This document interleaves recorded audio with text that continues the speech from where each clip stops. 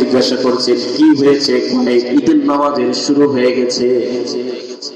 ওমর ফারুক 18 তালির জামা গায়ে দিয়ে লোকজন জিজ্ঞাসা করে, ওমর ফারুক ঈদের দিন তো মানুষ উত্তম পোশাক পরে, ভালো জামা কাপড় পরে, নতুন জামা কাপড় পরে। ওমর ফারুক আপনি তো কোনো সাধারণ ব্যক্তি নয়, আপনি হচ্ছেন মধ্যজাহানের বাদশা, মুসলিম জাহানের খলিফা, তারপরও 18 তালি জামা গায়ে দিয়ে আপনি কেন কান্না করতেছেন? ওমর ফারুক চোখের পানি ফেলে লোকজনকে জবাব দেয়, হে লোকজন শোনো, আমি ওমর ফারুক জাহান্নামের চিন্তায় 18 তালি জামা গায়ে দিয়া ঘুরি। দোস্ত আমার কি পরিমাণ ভয় ছিল ওমর ফারুকের।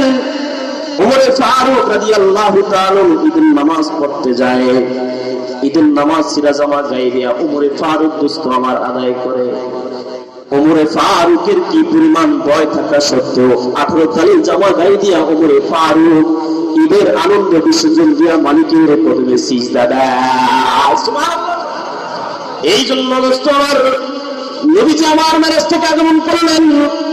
আগমন করার পর নবীজির একটা অভ্যাস ছিল, তিনি বড় বড় সাহাবায়ে কেরামকে ডাকতেন, ওমরকে ডাকতেন, আলীকে ডাকতেন, উসমানকে ডাকতেন, বিভিন্ন সাহাবায়ে কেরাম থেকে ডাকতেন।